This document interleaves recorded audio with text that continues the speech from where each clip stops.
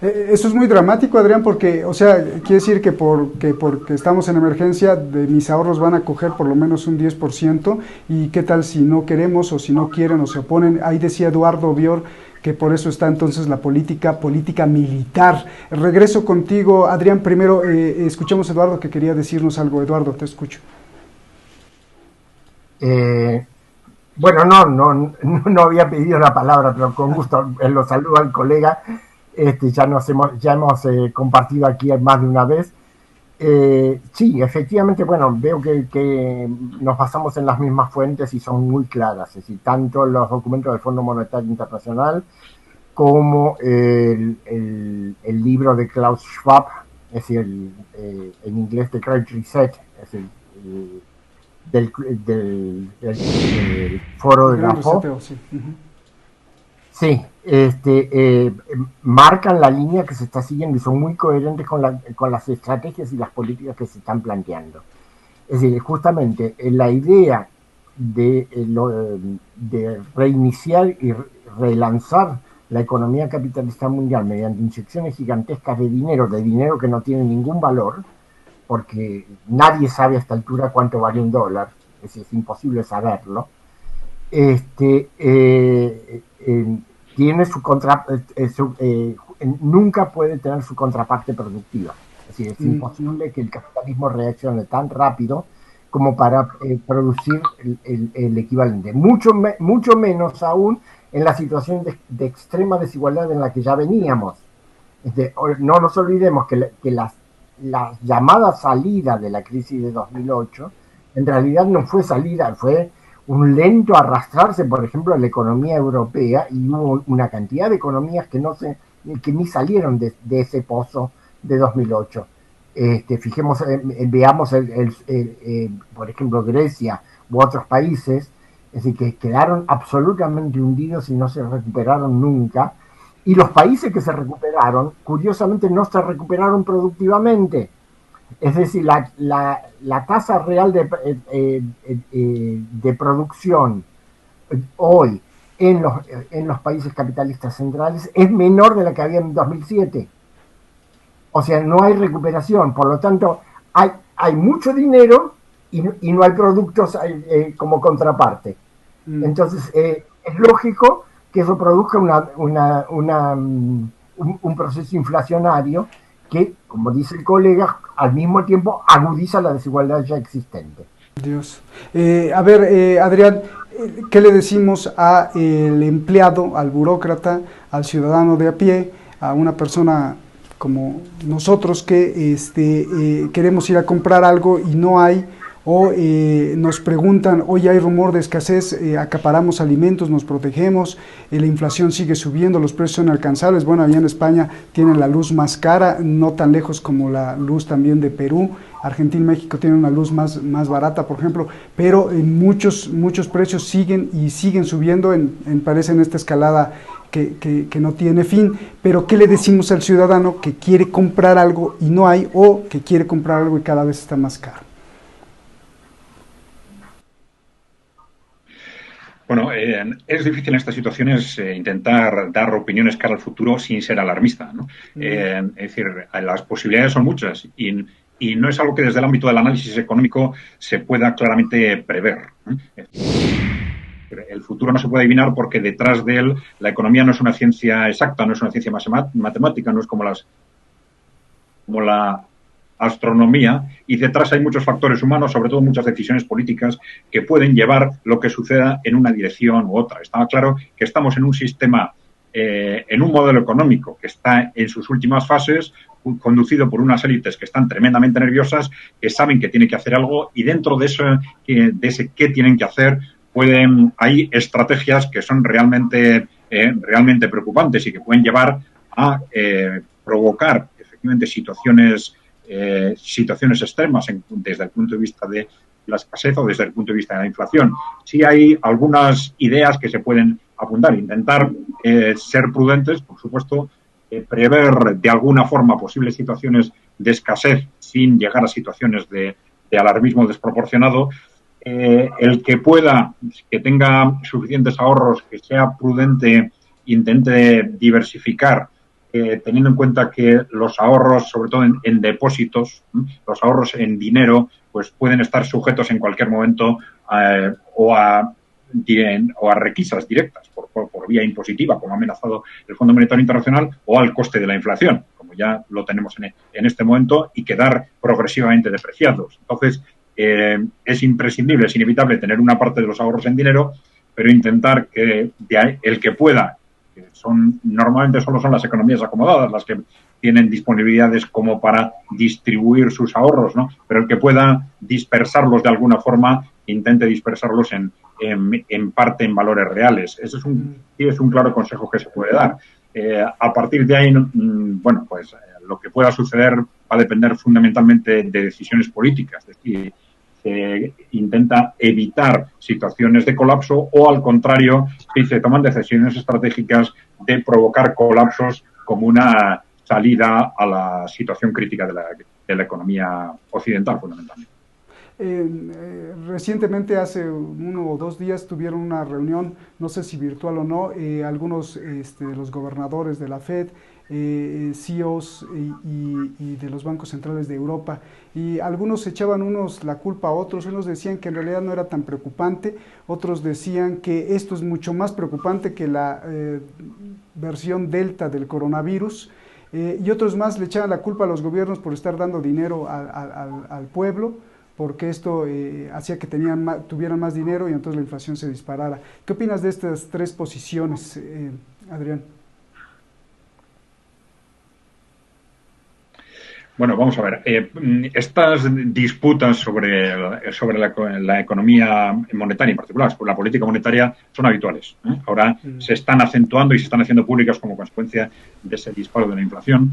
Yo creo que hay 2 posturas que son excesivamente rígidas, las 2. Nosotros las hemos criticado. Es decir, unos dicen que, digamos, fundamentalmente la tendencia alemana, en el caso de Europa, que es una tendencia más de prudencia y más de restrictiva en la expansión monetaria, y la otra tendencia es más expansiva y es más favorable a las políticas, a apoyar a la economía a través de políticas expansivas.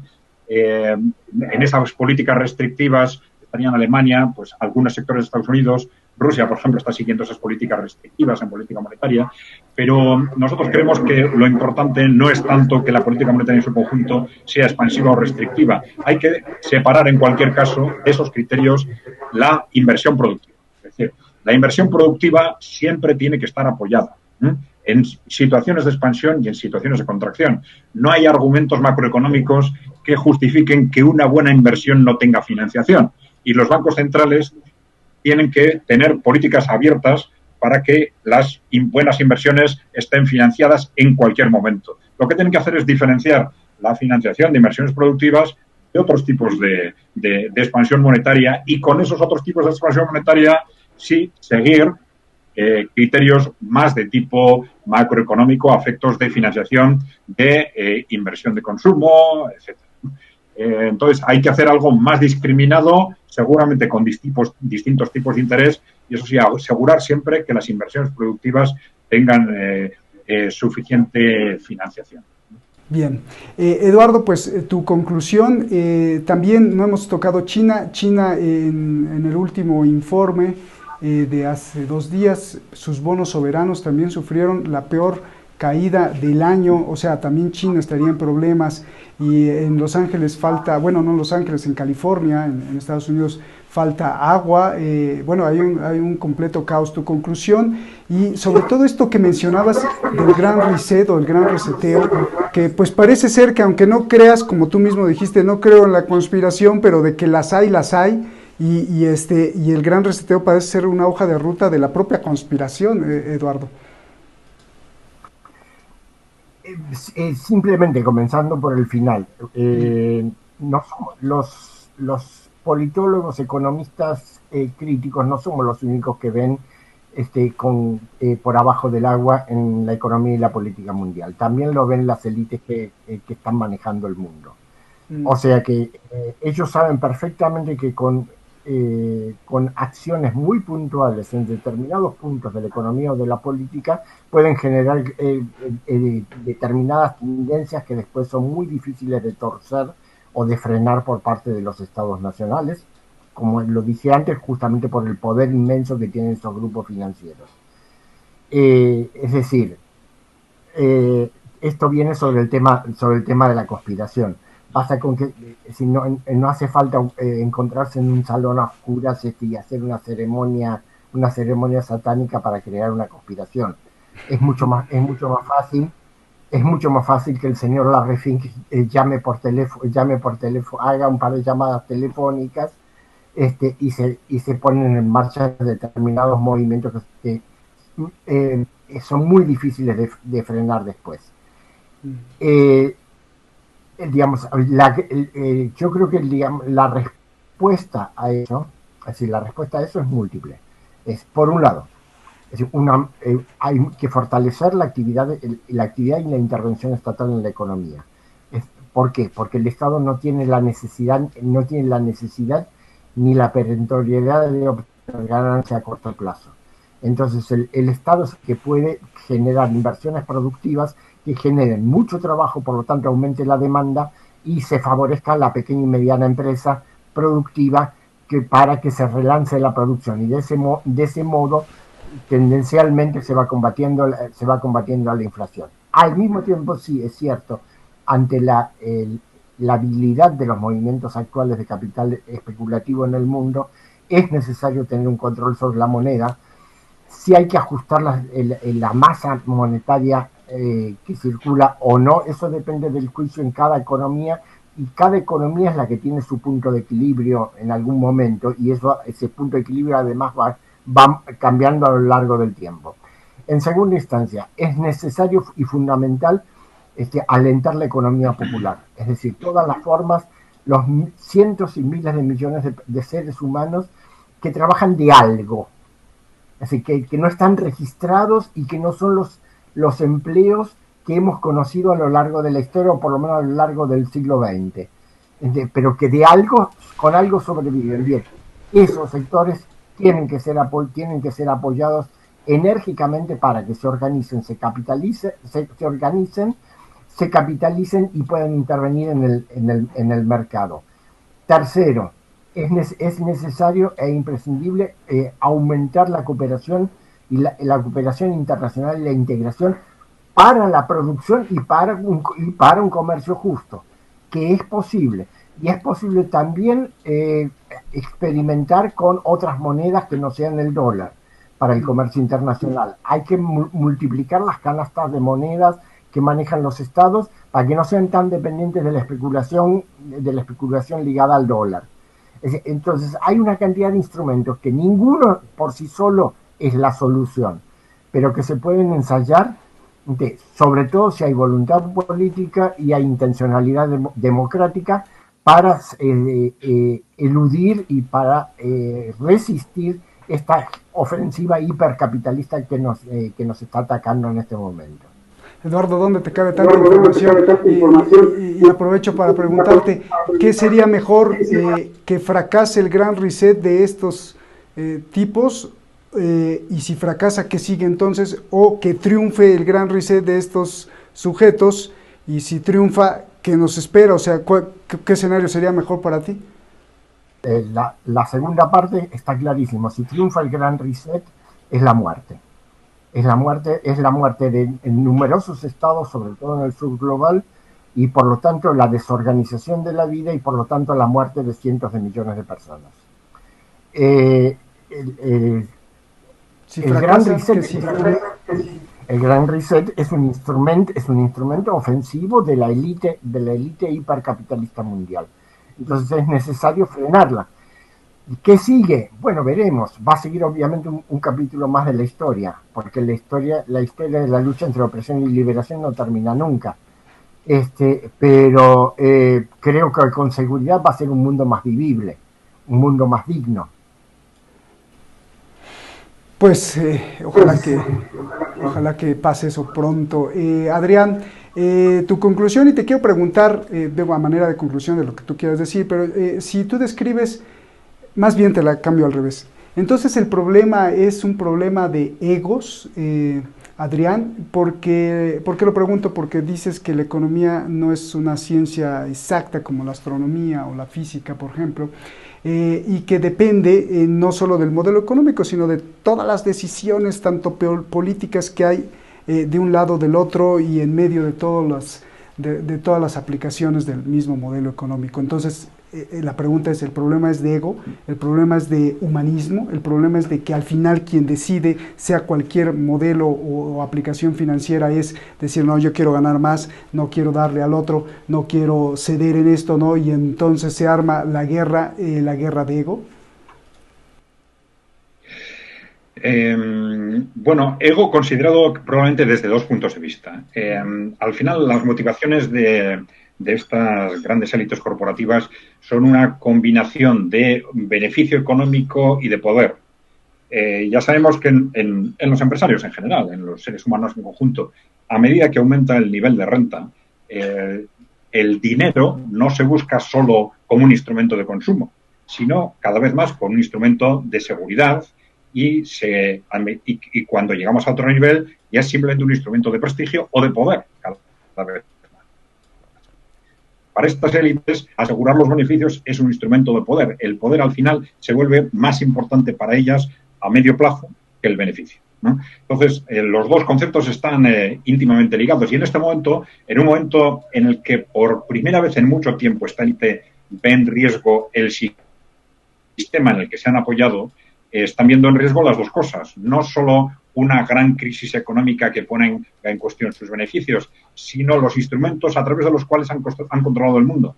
Los instrumentos que les permitían controlar el mundo, un mundo que controlan cada vez menos como consecuencia del auge de los países emergentes, pero es que además están viendo en riesgo el propio control que tienen sobre Occidente, las dos Américas y Europa fundamentalmente. Saben que si el sistema económico falla, va a estar en peligro, digo, no solo su control económico, sino su propio poder, ¿no? Y esto es algo evidentemente intolerable para ellos. Pero yo creo que son siempre estos dos factores los que hay que tener en cuenta, ¿no? Esto es importante tenerlo en cuenta porque, como ha dicho mi compañero, últimamente han adquirido un peso muy fuerte los grandes fondos de inversión que tienen inversiones y intereses intersectoriales. Entonces, antes hablábamos con frecuencia de los intereses de las farmacéuticas, los intereses de los grandes bancos, y ahora esos intereses están interrelacionados, ¿eh? De tal forma que esa élite financiera de los grandes fondos de inversión puede permitirse tomar medidas en contra de los bancos, presentarlas como medidas en contra de los bancos, cuando en realidad están también defendiendo sus propios intereses a través de otros sectores, ¿no? Sus intereses están cada vez más relacionados con el mantenimiento del conjunto del sistema en cuanto tal. Y eso les puede permitir sacrificar sectores concretos a cambio del mantenimiento del sistema. Pues entonces sí, unas clases urgentes de humanismo, de ética, ¿no? Y de solidaridad con la gente, porque imagínate que en un mundo en donde muchos de nuestros pueblos están muriendo de hambre, haya un señor que diga, a ver, te compro un viaje a la luna o al espacio por cientos de millones de dólares o miles de millones de dólares. Entonces, eso habla de una sociedad humana en total descomposición, Adrián. Y te pregunto, igual que a Eduardo, ¿qué es mejor, que el Gran Reset triunfe para que se estabilice el mundo o que el Gran Reset fracase y entonces qué sigue después? ¿Una guerra de guerras o cómo? Bueno, la estabilización es lo que menos podemos esperar en este momento. Estamos en una situación que nos va a llevar necesariamente a un cambio.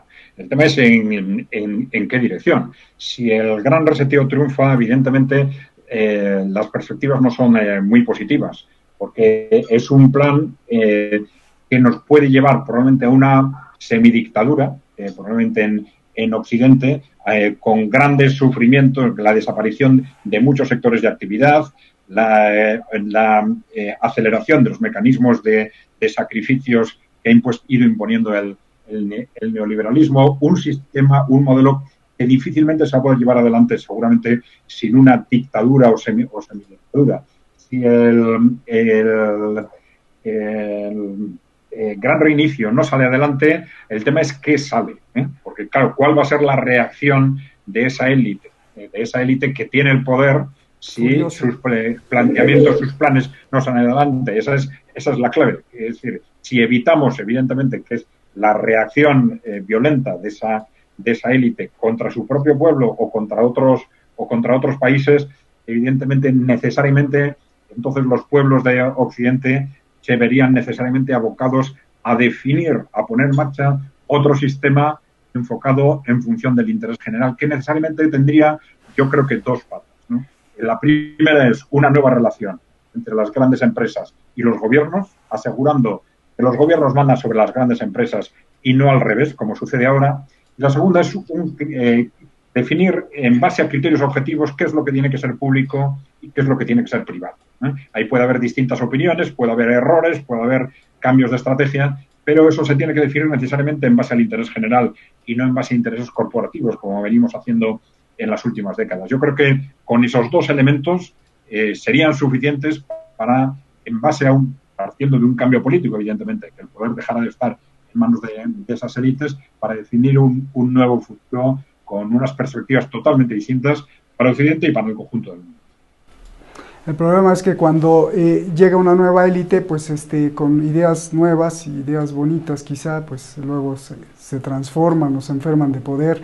Qué gran clase, Adrián, qué gran clase, Eduardo, de verdad.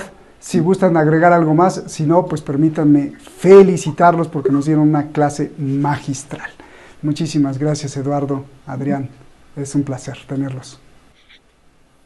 Muy bien, gracias, Eduardo, y gracias a vosotros también. Un saludo. Gracias, Eduardo, gracias, Adrián, abrazos, gracias. Y gracias a usted, ya lo sabe, aquí pues usted puede plantear todas sus dudas y después generar su conclusión para hacer más conciencia. Muchísimas gracias, nos estamos viendo hasta la próxima.